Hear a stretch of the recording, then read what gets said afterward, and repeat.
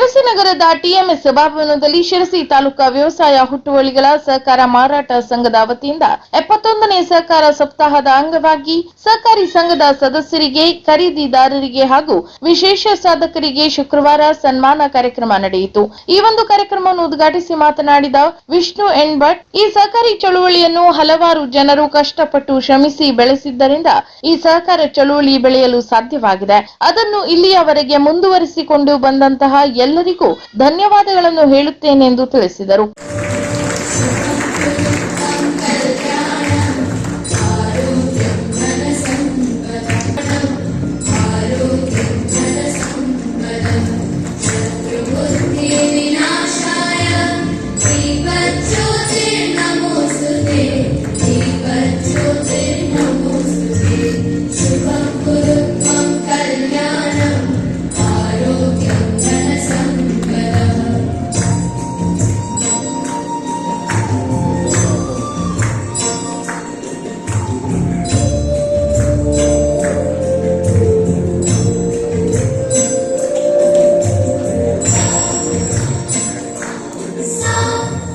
ಸಹಕಾರಿ ಚಳುವಳಿಯನ್ನ ಪ್ರಬಲಗೊಳಿಸುವಂತದ್ದು ಸಹಕಾರಿ ಚಳುವಳಿಯ ಮುಖ್ಯ ಉದ್ದೇಶ.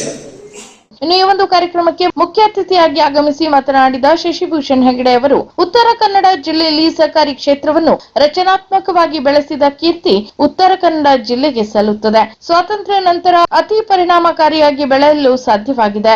ಇಂತಹ ಒಂದು ಸಹಕಾರಿ ಸಂಘಗಳಿಂದ ಸಂಘದ ಸದಸ್ಯರಿಗೆ, ಖರೀದಿದಾರರಿಗೆ ಹಾಗೂ ವಿಶೇಷ ಸಾಧಕರನ್ನು ಸನ್ಮಾನ ಮಾಡಿರುವುದು ತುಂಬಾ ಸಂತಸ ತಂದಿದೆ ಮತ್ತು ಇದೇ ರೀತಿ ಸಹಕಾರಿ ಕ್ಷೇತ್ರ ಮುಂದುವರಿಯಲಿ ಎಂದು ಆಶಿಸುತ್ತೇನೆ ಎಂದು ತಿಳಿಸಿದರು. ನಂತರ ಮಾಡರ್ನ್ ಎಜುಕೇಷನ್ ಸೊಸೈಟಿ ಅಧ್ಯಕ್ಷರಾದ ಜಿಎಂ ಹೆಗಡೆ ಮುಳಕಂಡ ಅವರು ಅತಿಥಿಗಳನ್ನು ಸ್ವಾಗತಿಸಿದರೆ, ಟಿಎಂಎಸ್ ಅಧ್ಯಕ್ಷರಾದ ಜಿಟಿ ಹೆಗಡೆ ತಟ್ಟಿಸರ್ ಅವರು ಕಾರ್ಯಕ್ರಮದ ಅಧ್ಯಕ್ಷತೆ ವಹಿಸಿದ್ದರು. ಇನ್ನು ಸಹಕಾರಿ ಸಂಘಗಳ ಉಪನಿಬಂಧಕರಾದ ಜಿಕೆ ಭಟ್ ಕಾರವಾರ, ಹುಳಗೊಳ ಟಿಎಂಎಸ್ನ ಮಾಜಿ ಅಧ್ಯಕ್ಷರು ಹಾಗೂ ನಿರ್ದೇಶಕರಾದ ಜಿಎಂ ಹೆಗಡೆ ಹುಳಗೊಳ ಸೇರಿದಂತೆ ಮುಂತಾದವರು ವೇದಿಕೆಯಲ್ಲಿ ಉಪಸ್ಥಿತರಿದ್ದು ಸಾಧಕರನ್ನು ಸನ್ಮಾನಿಸಿದರು.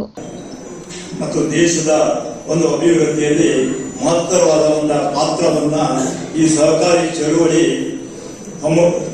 ಶ್ರೀಮತಿ ಲೀಲಾವತಿ ಶಿವರಾಮನ್ ಹಾಗೂ ಅವರ ಕುಟುಂಬದ ಎಲ್ಲ ಸದಸ್ಯರಿಗೆ ಹೆಚ್ಚಿನ ಆಯುರಾರೋಗ್ಯ ನೀಡಿ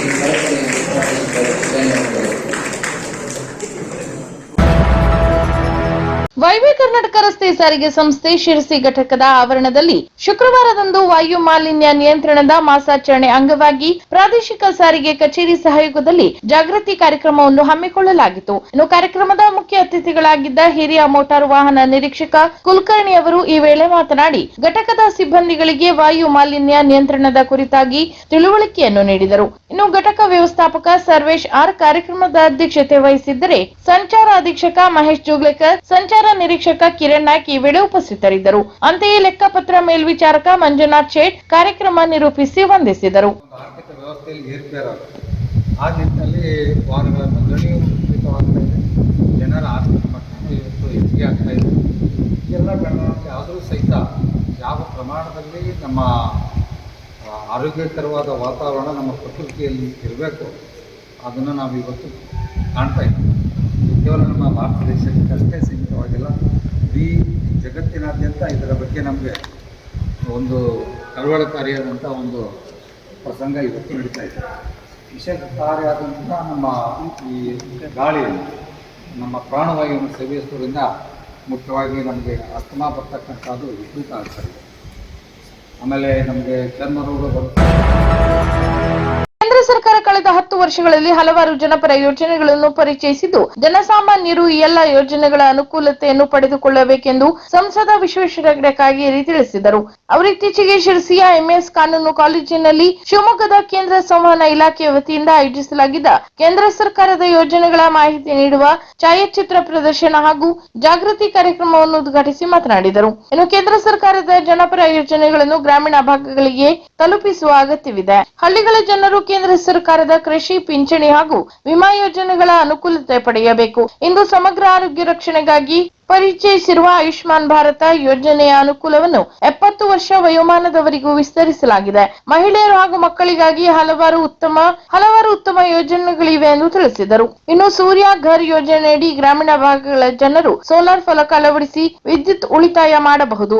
ಮುಂದಿನ 5 ವರ್ಷಗಳಲ್ಲಿ ಭಾರತ ಪ್ರಪಂಚದ 3ನೇ ಬಲಿಷ್ಠ ರಾಷ್ಟ್ರವಾಗಿ ಹೊರಹೊಮ್ಮಲಿದ್ದು, ಮೇಕ್ ಇನ್ ಇಂಡಿಯಾ ಯೋಜನೆಯಡಿ ಪ್ರತಿಭಾ ಫಲಾಯನ ತಡೆಯಲಾಗಿದೆ. ಇದರಿಂದ ದೇಶ ನಿರ್ಮಾಣದಲ್ಲಿ ಯುವ ಜನರು ನಮ್ಮೊಂದಿಗೆ ಕೈಜೋಡಿಸಲಿದ್ದಾರೆ ಎಂದು ತಿಳಿಸಿದರು. ಇನ್ನು ಈ ವೇಳೆ ಕಾಲೇಜಿನ ಪ್ರಾಂಶುಪಾಲ ಎಎನ್ ಭಟ್, ಕ್ಷೇತ್ರ ಪ್ರಚಾರ ಅಧಿಕಾರಿ ಅಕ್ಷತಾ ಸಿಎಚ್ ಸೇರಿದಂತೆ ಇನ್ನಿತರರು ಉಪಸ್ಥಿತರಿದ್ದರು. ಶಿರಸಿ ತಾಲೂಕಿನ ಬಿಸಲಕೊಪ್ಪ ಗ್ರಾಮ ಪಂಚಾಯತ್ ಸದಸ್ಯರಾಗಿ ಶೋಭಾ ಅನಂತಗೌಡ ಅವಿರೋಧವಾಗಿ ಆಯ್ಕೆಯಾಗಿದ್ದಾರೆ. ಪಂಚಾಯಿತಿಯ ಹುಡೇಲಕೊಪ್ಪ ವಾರ್ಡಿನ ಸದಸ್ಯರಾಗಿದ್ದ ಶೋಭಾ ಅಣ್ಣಪ್ಪ ಗೌಡ ಇವರಿಂದ ತೆರವಾಗಿದ್ದ ಸ್ಥಾನಕ್ಕೆ ಶುಕ್ರವಾರದಂದು ಚುನಾವಣೆ ನಡೆದಿತ್ತು. ಇನ್ನು ಈ ವೇಳೆ ಕಾಂಗ್ರೆಸ್ ಘಟಕ ಅಧ್ಯಕ್ಷರಾದ ಸಿದ್ದನಗೌಡ ಮೂಡೂರು, ಬಿಜೆಪಿ ಘಟಕ ಅಧ್ಯಕ್ಷ ವಿದ್ಯಾಧರ್ ಭಟ್, ಎಪಿಎಂಸಿ ಮಾಜಿ ಅಧ್ಯಕ್ಷ ಸುನಿಲ್ ನಾಯ್ಕ್ ಉಪಸ್ಥಿತರಿದ್ದರು.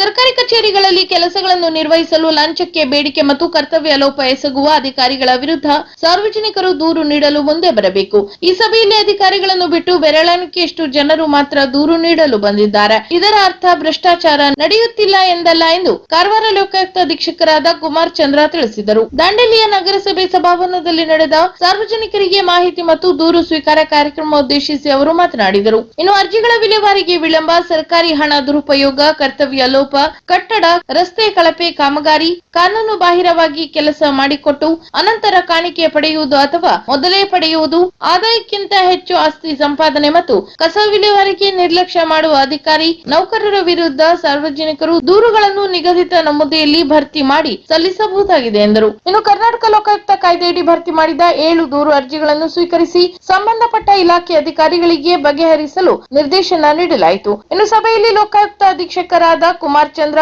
ಪೊಲೀಸ್ ನಿರೀಕ್ಷಕರುಗಳಾದ ವಿನಾಯಕ್ ಬಿಲ್ಲವ, ಪ್ರಸಾದ್ ಪಣಿಕರ್, ತಹಶೀಲ್ದಾರ್ ಶೈಲೇಶ್ ಪರಮಾನಂದ ಹಾಗೂ ಲೋಕಾಯುಕ್ತ ಸಿಬ್ಬಂದಿಗಳು ಮತ್ತು ದಾಂಡೇಲಿ ತಾಲೂಕಿನ ಎಲ್ಲಾ ಸರ್ಕಾರಿ ಇಲಾಖೆ ಅಧಿಕಾರಿಗಳು ಉಪಸ್ಥಿತರಿದ್ದರು.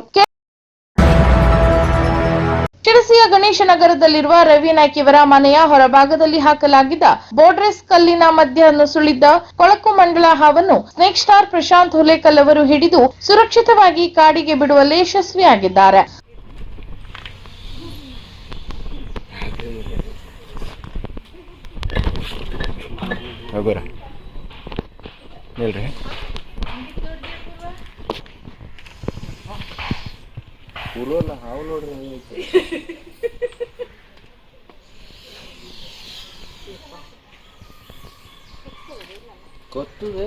ಕಚ್ಚಿದ್ರೆ ಅಂತ ಔಷಧಿ ಇಲ್ಲ ಅದಕ್ಕೆ.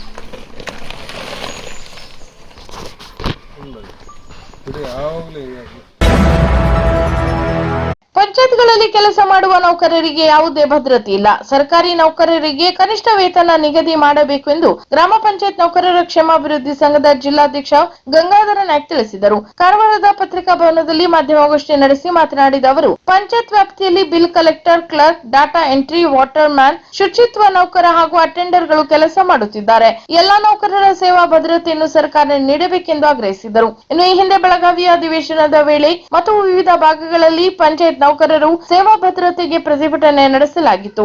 ಆದರೆ ಈವರೆಗೆ ಯಾವ ನಿರ್ಣಯ ತೆಗೆದುಕೊಂಡಿಲ್ಲ. ಈ ನಿಟ್ಟಿನಲ್ಲಿ ನವೆಂಬರ್ 27ರಂದು ಬೆಂಗಳೂರಿನಲ್ಲಿ ರಾಜ್ಯದಲ್ಲಿ ಪಂಚಾಯತ್ ವ್ಯಾಪ್ತಿಯಲ್ಲಿ ಕೆಲಸ ಮಾಡುವ ಎಲ್ಲಾ ನೌಕರರು ಬೃಹತ್ ಪ್ರತಿಭಟನೆ ನಡೆಸಲಾಗುವುದು ಎಂದಿದ್ದಾರೆ.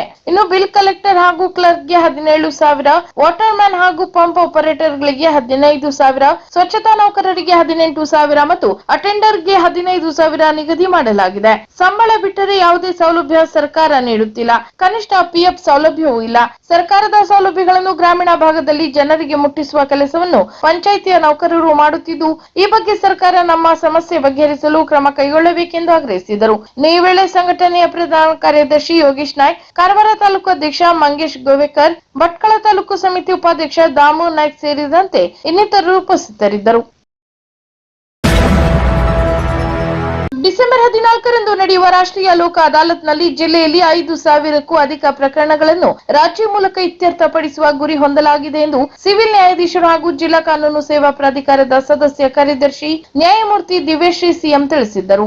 ಅವರು ಜಿಲ್ಲಾ ನ್ಯಾಯಾಲಯದಲ್ಲಿ ನಡೆದ ಸಭೆಯಲ್ಲಿ ಮಾತನಾಡಿ, ಪ್ರಸ್ತುತ ಜಿಲ್ಲೆಯ ನ್ಯಾಯಾಲಯದಲ್ಲಿ ಒಟ್ಟು 33,663 ಪ್ರಕರಣಗಳು ಬಾಕಿ ಇದ್ದು, ಈಗಾಗಲೇ ಇತ್ಯರ್ಥಪಡಿಸಲು ಪ್ರಸ್ತುತ 2,392 ಪ್ರಕರಣಗಳು ಬಾಕಿ ಇವೆ. ಇವುಗಳನ್ನು ಸೇರಿದಂತೆ ಒಟ್ಟು 5,000ಕ್ಕೂ ಅಧಿಕ ಪ್ರಕರಣಗಳನ್ನು ಲೋಕ ಅದಾಲತ್ ಮೂಲಕ ಇತ್ಯರ್ಥಪಡಿಸುವ ಗುರಿ ಹೊಂದಲಾಗಿದ್ದು, ಕಳೆದ ಬಾರಿ ನಡೆದ ಲೋಕ ಅದಾಲತ್ನಲ್ಲಿ 4,083 ಪ್ರಕರಣಗಳಲ್ಲಿ 21.10 ಕೋಟಿ ಮೊತ್ತದ ಪ್ರಕರಣವನ್ನು ಇತ್ಯರ್ಥಪಡಿಸಲಾಗಿತ್ತು ಎಂದರು. ಇನ್ನು ಲೋಕ ಅದಾಲತ್ನಲ್ಲಿ ಸಾರ್ವಜನಿಕರು, ಬ್ಯಾಂಕ್ ಪ್ರಕರಣಗಳು, ರಾಜಿ ಆಗಬಲ್ಲ ಅಪರಾಧಿತ ಪ್ರಕರಣಗಳು, ವಿದ್ಯುತ್, ಆಸ್ತಿ ಕರ ಹಾಗೂ ನೀರಿನ ಶುಲ್ಕಕ್ಕೆ ಸಂಬಂಧಿಸಿದ ಪ್ರಕರಣಗಳು, ಕಾರ್ಮಿಕ ವಿವಾದಗಳು, ಭೂಸ್ವಾಧೀನ ಪ್ರಕರಣಗಳು, ಮೋಟಾರು ವಾಹನ ಅಪಘಾತ ಪರಿಹಾರ ಪ್ರಕರಣಗಳು, ವೈವಾಹಿಕ ಕೌಟುಂಬಿಕ ಪ್ರಕರಣಗಳು, ಚೆಕ್ ಅಮಾನ್ಯದ ಪ್ರಕರಣಗಳು, ಇತರೆ ಸಿವಿಲ್ ಮತ್ತು ಕ್ರಿಮಿನಲ್ ಪ್ರಕರಣಗಳನ್ನು ರಾಜ್ಯ ಮೂಲಕ ಇತ್ಯರ್ಥಪಡಿಸಿಕೊಳ್ಳಬಹುದಾಗಿದ್ದು, ಸಾರ್ವಜನಿಕರು ತಮ್ಮ ವಕೀಲರ ಮೂಲಕ ಅಥವಾ ಕಾನೂನು ಸೇವಾ ಪ್ರಾಧಿಕಾರದ ಮೂಲಕ ಪ್ರಕರಣಗಳನ್ನು ಇತ್ಯರ್ಥಪಡಿಸಿಕೊಳ್ಳಬಹುದಾಗಿದೆ ಎಂದರು. ಇನ್ನು ಜಿಲ್ಲೆಯ ಸಾರ್ವಜನಿಕರು ಡಿಸೆಂಬರ್ 14ರಂದು ನಡೆಯುವ ಲೋಕ ಅದಾಲತ್ನಲ್ಲಿ ಭಾಗವಹಿಸುವ ಮೂಲಕ ನ್ಯಾಯಾಲಯಗಳಲ್ಲಿ ಬಾಕಿ ಇರುವ ತಮ್ಮ ಪ್ರಕರಣಗಳನ್ನು ತ್ವರಿತಗತಿಯಲ್ಲಿ ಇತ್ಯರ್ಥಪಡಿಸಿಕೊಳ್ಳುವಂತೆ ನ್ಯಾಯಾಧೀಶೆ ದಿವ್ಯಶ್ರೀ ಸಿಎಂ ತಿಳಿಸಿದ್ದಾರೆ. ಅರಣ್ಯ ಭೂಮಿ ಹಕ್ಕಿಗಾಗಿ ನಿರಂತರ 33 ವರ್ಷ ವಿವಿಧ ರೀತಿಯ ಹೋರಾಟದ ಹೆಜ್ಜೆಗಳು ಗಮನಾರ್ಹ ಅಂಶ. ಹೋರಾಟದ ಯಶಸ್ಸಿನಲ್ಲಿ ಸಂಘಟನಾ ಶಕ್ತಿಯಲ್ಲಿ ಮಹಿಳೆಯರ ಪಾತ್ರ ಮಹತ್ವವೆಂದು ಅರಣ್ಯ ಭೂಮಿ ಹಕ್ಕು ಹೋರಾಟಗಾರರ ವೇದಿಕೆ ಅಧ್ಯಕ್ಷ ರವೀಂದ್ರ ನಾಯ್ಕ್ ತಿಳಿಸಿದ್ದಾರೆ. ಅವರು ನವೆಂಬರ್ 21ರಂದು ಬೆಂಗಳೂರಿನಲ್ಲಿ ಹಮ್ಮಿಕೊಂಡಿರುವ ಬೆಂಗಳೂರು ಚಲೋ ಕಾರ್ಯಕ್ರಮದ ಹಿನ್ನೆಲೆಯಲ್ಲಿ ಹೋರಾಟದ ವಿಶ್ಲೇಷಣಾತ್ಮಕ ಹೋರಾಟದ ಅವಲೋಕನ ಮಾಡುತ್ತಾ ಈ ಕುರಿತು ಮಾತನಾಡಿದರು.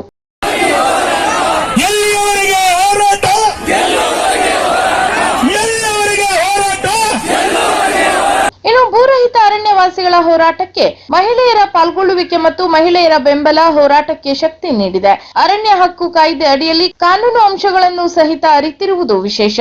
ಅರಣ್ಯ ಸಿಬ್ಬಂದಿಗಳಿಂದ ದೌರ್ಜನ್ಯ ಜರುಗಿದ ಸಂದರ್ಭದಲ್ಲಿ ಮಹಿಳಾ ಅರಣ್ಯವಾಸಿಗಳ ಗಟ್ಟಿ ಧ್ವನಿ ಹೋರಾಟದ ಜಾಗೃತಿಯ ಸಂಕೇತವಾಗಿದೆ ಎಂದರೆ ತಪ್ಪಾಗಲಾರದು ಎಂದು ಅವರು ತಿಳಿಸಿದ್ದಾರೆ. ಅಲ್ಲದೆ ಲಕ್ಷ ವೃಕ್ಷ ಮತ್ತು ದಶಲಕ್ಷ ಅರಣ್ಯವಾಸಿಗಳಿಂದ ದಶಲಕ್ಷ ಗಿಡ ನೆಡುವ ಅಭಿಯಾನದಲ್ಲಿ ಸಹಸ್ರಾರು ಮಹಿಳೆಯರು ಸಹಿತ ಸಕ್ರಿಯವಾಗಿ ಪಾಲ್ಗೊಳ್ಳುವುದರಿಂದ ಗಿಡ ನೆಡುವ ಅಭಿಯಾನ ಯಶಸ್ಸಿಗೆ ಕಾರಣವಾಗಿದೆ. ಅಲ್ಲದೆ ನವೆಂಬರ್ 21ರಂದು ಬೆಂಗಳೂರಿನಲ್ಲಿ ಜರುಗಲಿರುವ ಕಾರ್ಯಕ್ರಮಕ್ಕೆ ಜಿಲ್ಲಾದ್ಯಂತ ಸಹಸ್ರಾರು ಸಂಖ್ಯೆಯಲ್ಲಿ ಮಹಿಳಾ ಅರಣ್ಯವಾಸಿಗಳು ಸಹ ಪಾಲ್ಗೊಳ್ಳಲಿದ್ದಾರೆ ಎಂದು ಅಧ್ಯಕ್ಷ ರವೀಂದ್ರ ನಾಯ್ಕ್ ಇದೇ ವೇಳೆ ತಿಳಿಸಿದ್ದಾರೆ.